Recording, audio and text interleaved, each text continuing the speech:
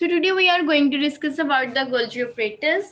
Last time हमने endoplasmic reticulum को थोड़ा सा डिस्कस किया था, उसकी डिटेल देखी थी, उसकी टाइप्स एंड फंक्शन देखे थे. So today we have Golgi apparatus.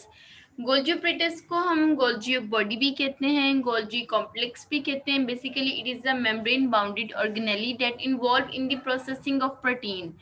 It means like it can store and modify protein to perform specific function and prepare them to transport from one part to another part of the cell.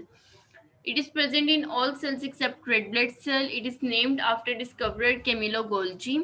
Usually each cell has one Golgi apparatus, लेकिन कुछ cell ऐसे भी होते हैं जिनमें एक से ज्यादा Golgi apparatus भी मौजूद होते हैं. गोल्जी apparatus जो है 5 to 8 फ्लैटेंड मेम्ब्रेनियस सेक्स पर कंसिस्ट होते हैं, जिन्हें हम सिस्टर्नाई कहते हैं. ये इसका कुछ स्ट्रक्चर है. ये बेसिकली न्यूक्लियस के करीब मौजूद होते हैं. इसके 2 एंडर फेस होते हैं, जिन्हें हम सिस फेस और ट्रांस फेस का नाम देते हैं. जो सिस फेस होता है वो एंडोप्लाज्मिक रेटिकुलम को फेस कर रहा होता है. बेसिकली जो एंडोप्लाज्मिक रेटिकुलम से निकलने वाली रेटिकुलर वेसिकल्स जो होती हैं वो इस फेस के जरिए गोल्जी apparatus में एंटर होती हैं और देन जाके प्रोसेस का सारा उसका काम चलता है. ट्रांसफेज का फंक्शन क्या होता है? ये ट्रांसफेज जो होता है सेल मेम्ब्रेन वाली साइड को फेस कर रहा होता है. जितने भी प्रोसेस हुए हुए सब्सटेंस होते हैं, मटेरियल होते हैं, वो इस फेस के जरिए गोल्जी apparatus से बाहर निकलते हैं और सेल के दूसरे पार्ट तक चले जाते हैं. गोल्जी apparatus का अगर हम फंक्शन देखें तो इसका मेजर फंक्शन क्या होता है? Processing, packing, labelling, delivery of protein and other molecule like lipid to different part of cells. ये हमारे पास गोल्जी apparatus है.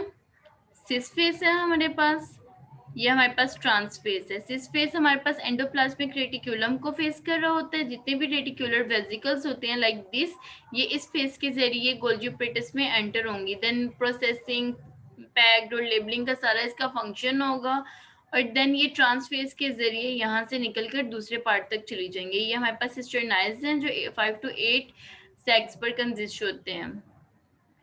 अगर इसका फंक्शन हम डिटेल में देखें कि किस तरह से काम करता है तो बेसिकली 3 स्टेप्स में ये अपना काम कंप्लीट कर देता है. सबसे पहले तो प्रोसेसिंग ऑफ मटेरियल. ग्लाइकोप्रोटीन जैसे वेसिकल्स जो होते हैं, ग्लाइकोप्रोटीन या लिपिड्स वगैरह जो है वो गोल्जी apparatus में ट्रांसपोर्ट किए जाते हैं. यहाँ पे गोल्जी ग्लाइकोप्रोटीन और लिपिड को गोल्जी apparatus जो है वो मॉडिफाई करता है, प्रोसेस करता है. फिर पैकेजिंग ऑफ मटेरियल. जितने भी प्रोसेस्ड मटेरियल होते हैं वो सिक्रेटरी ग्रेन्यूल, सिक्रेटरी वेसिकल और लाइजोसोम की फॉर्म के अंदर पैक कर दिए जाते हैं और सेल से बाहर या सेल के दूसरे पार्ट तक इसको ट्रांसपोर्ट कर दिया जाता है. इसी वजह से हम गोल्जी apparatus को पोस्ट ऑफिस ऑफ सेल भी कहते हैं.